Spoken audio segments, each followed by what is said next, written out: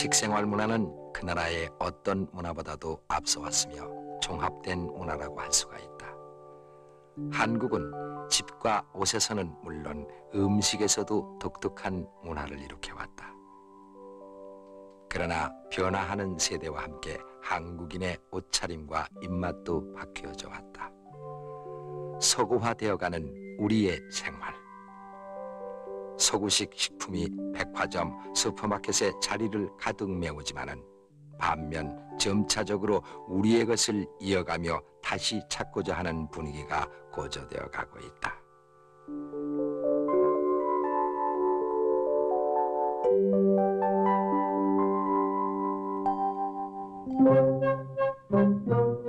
옛부터 떡집이 있던 이곳 종로 낙원동 골목. 3대째 고유의 옛맛을 그대로 간직하고 있는 떡집이 있다. 외조모로부터 물려받은 떡솜씨를 자랑하는 낙원 떡집. 오직 손으로만 일일이 떡을 빚는 것을 고집하며 옛 전통의 맛을 그대로 지켜가고 있다.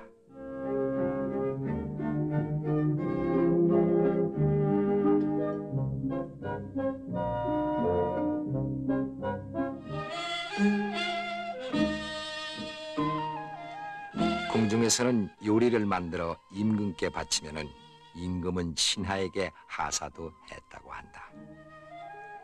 조선 왕조 궁중 음식 기능 보유자 황혜선 여사.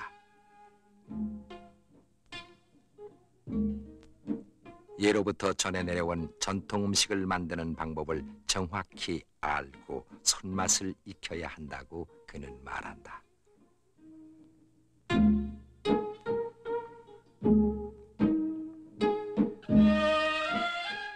혼인이나 회갑잔치 등 큰 상을 차릴 때 많이 쓰이는 꽃절편이다. 한국인은 떡만 배부르게 먹었던 게 아니라 온갖 길상에 나타난 멋도 즐겼던 것이다.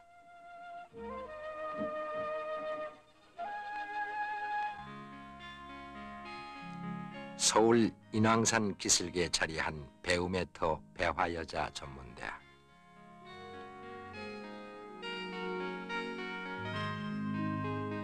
이곳 전통 조리과는 우리의 전통 문화 중에서도 맛의 문화를 이어가는 전문인을 양성하는 곳이다.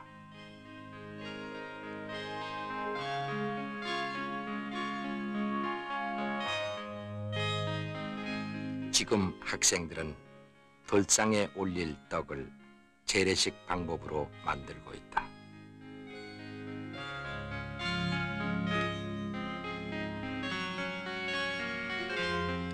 우리나라의 떡은 먹는 음식에 그치지 않고 일생의 통과 의례에 꼭 따랐어야 하는 축복과 기원의 성찬으로 더 뜻이 있다.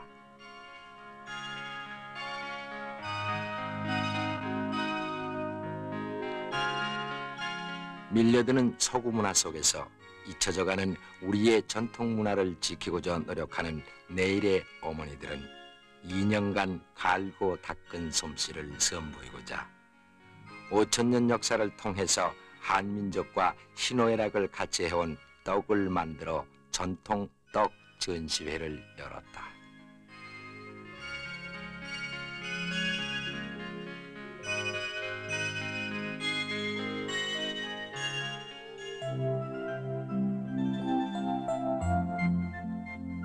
떡을 조리법 중심으로 분류하면은 시루에 쪄서 완성하는 찐떡, 찐 다음 쳐서 만드는 친떡, 기름에 지져가며 모양을 낸 지진떡, 찰가루 반죽을 삶은 떡 등이 있다.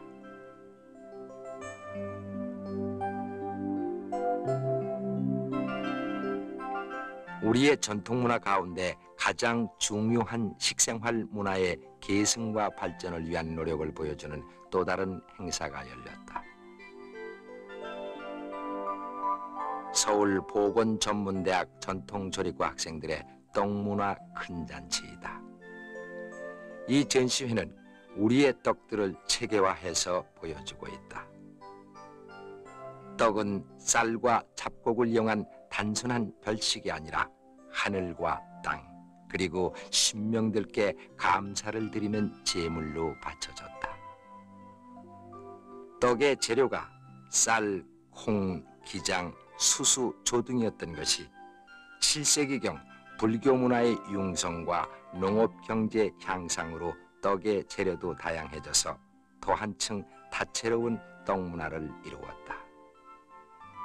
유교의 영향을 받은 조선대에는 관혼상제에 따른 의식과 이에 걸맞는 음식이 발달했다.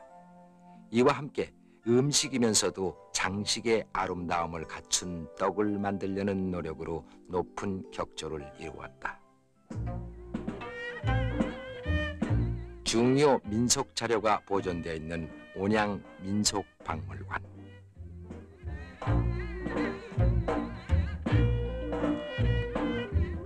이 박물관에 소장된 떡을 만드는 기구들은 흔히 농가에 하나쯤은 있었던 농기구들이었지만은 지금은 민속박물관이 아니면은 거의 찾아볼 수가 없다. 일찍부터 발달된 농경문화로 추수의 감사와 신께 드리는 헌물에 떡이 쓰였다.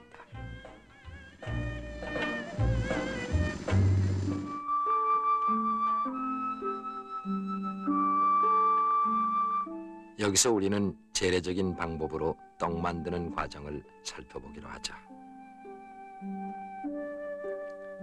떡의 재료는 쌀이 그 주종을 이룬다. 여러 종류의 떡 중에서 일상에 가장 많이 이용되는 떡은 시루떡과 친떡이다. 시루떡은 증병이라고 해서 찹쌀로 친 차시루떡과 맵쌀로 찐 매시루떡이 있다. 여기에 소개되는 매시루떡은 맵쌀을 절구에 곱게 빻아서 만든 가루를 사용한다.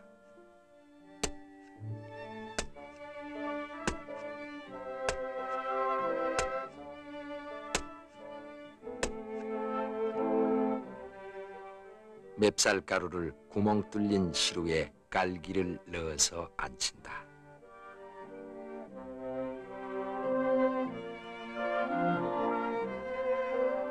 솥 안에는 물을 적당히 넣고 끓이며 물이 끓는 동안 떡 안치기를 한다. 켜 없이 하는 설기나 버무리 방법이 있고 고무를 켜놓는 켜떡이 있다. 켜의 두께가 고루되도록 떡가루 분량을 나누어서 편편하게 하고 떡가루를 다 안친 다음에는 삶은 팥고물을 고루 뿌린다.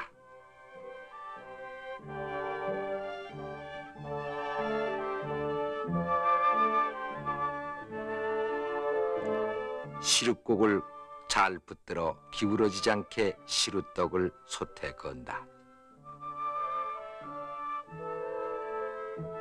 손 밑에 불길이 고루 닿아서 김이 앞뒤로 퍼져 올라야 떡이 잘 쪄진다.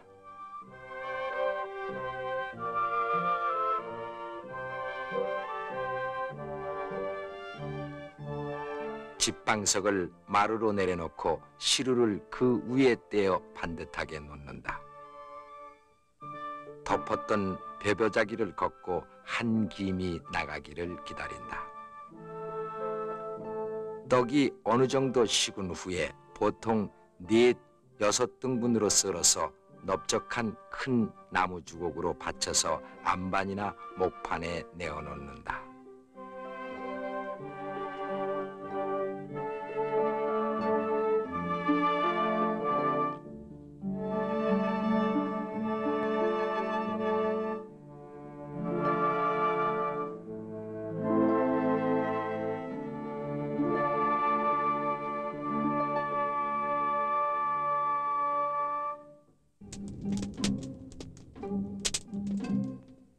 친떡은 나달을 그대로 또는 가루를 내어서 익힌 다음에 안반이나 절구해서 매우 쳐서 만든 떡이다.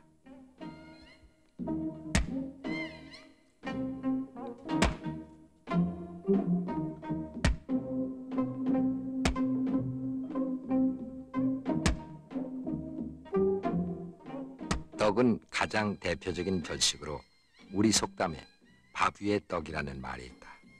밥 먹는 배 다르고 떡 먹는 배 다르다고도 했다.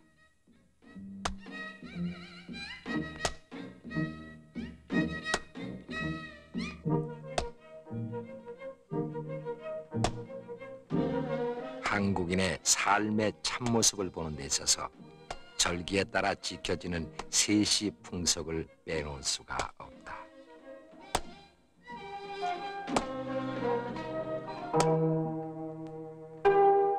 우리 민족이 예로부터 지금까지 지키고 있는 명절 행사는 농경 의례적인 것과 민족의 재전과 관계되는 것이 대부분이다.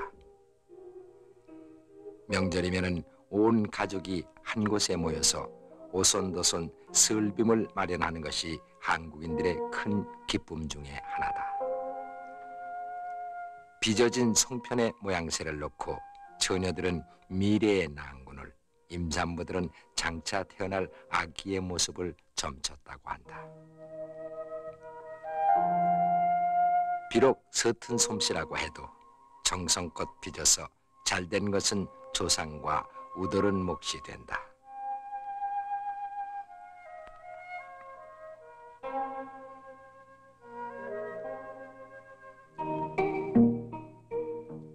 떡과 한과는 시식과 절식으로 사용됐으며 이웃과 나누어 먹는 정표로도 쓰였다. 떡과 함께 우리의 전통 음식 중에 하나인 한과, 그중 대표적인 강정을 만들어 본다. 불린 찹쌀을 곱게 찧어서 가루로 만든 다음에 쌀가루와 술 그리고 설탕과 물을 넣고 되직하게 반죽을 한 다음에 익힌다.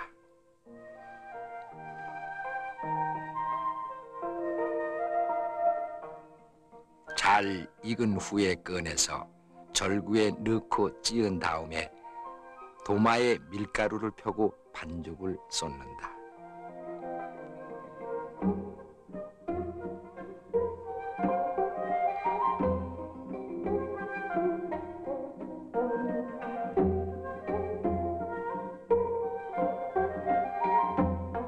마른 강정을 먼저 참기름에 넣어서 잠깐 불린다.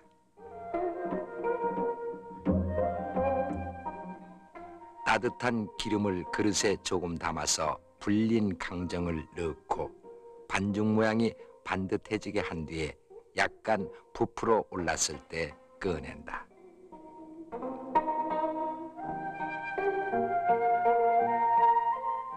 이것을 다시 끓는 기름에 넣어서 뒤적거리며 휘저어서 위로 떠오르면은 건져서 기름을 빼낸다.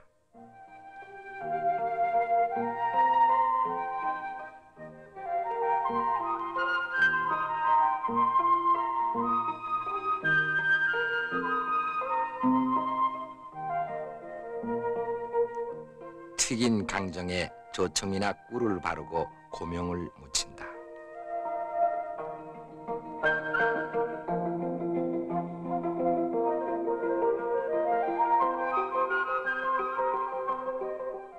강정은 혼례식이 끝나면은 사돈집에 정표로서 보내는 귀중한 선물이기도 하다.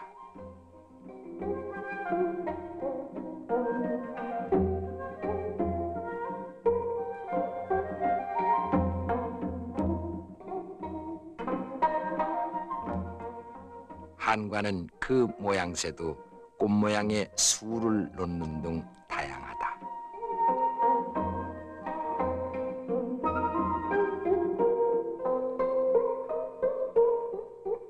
공장이 아닌 안방에 둘러앉아 만드는 한과 역시 수요를 다 채우지는 못하고 있다.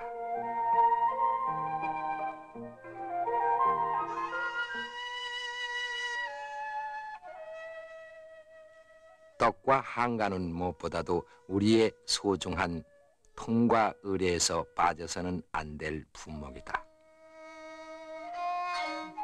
먼저 명절 때 떡을 만들어서 조상님께 올리고 그것을 자손들이 나누어 먹는다.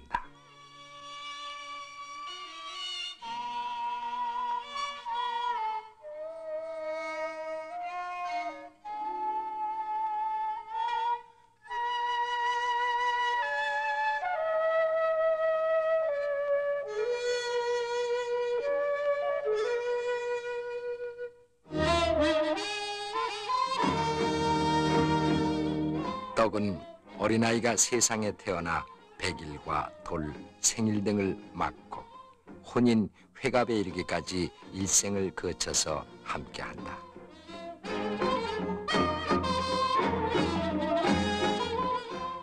결혼식이 끝나고 신혼 부부는 시부모님께 회백을 드리는데 대추로 장식한 시루떡은 없어서는 안 될 성찬이 되기도 한다.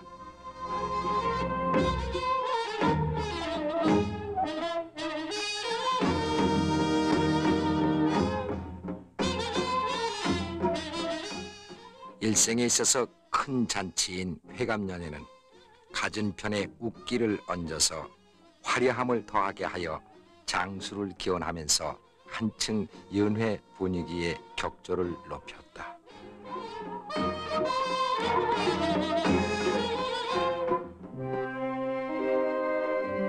또한 떡은 계절에 따라서 절식으로 즐기는 풍습이 있었다. 설날에는 흰떡을, 5월 단오에는 수리치떡을 해먹었다. 8월 한가위에는 오려 송편을 만들어서 조상님께 올리기도 했다.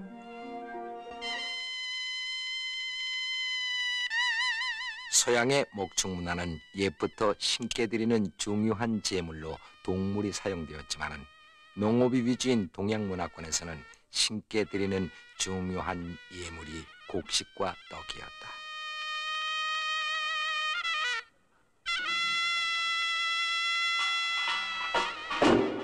이렇게 한국의 떡은 한국 민족의 정서와 문화에 떼어놓을 수 없는 신성한 음식이기도 하다. 떡을 만들어 가족과 이웃이 나누어 먹던 즐거움이 사라지지 않기를 바라는 마음에서, 또한 우리가 풍류 있는 정서적인 민족임을 자랑스럽게 생각하고 있는 한 떡은 우리 고유의 음식으로 계속 꼽혀올 것이다.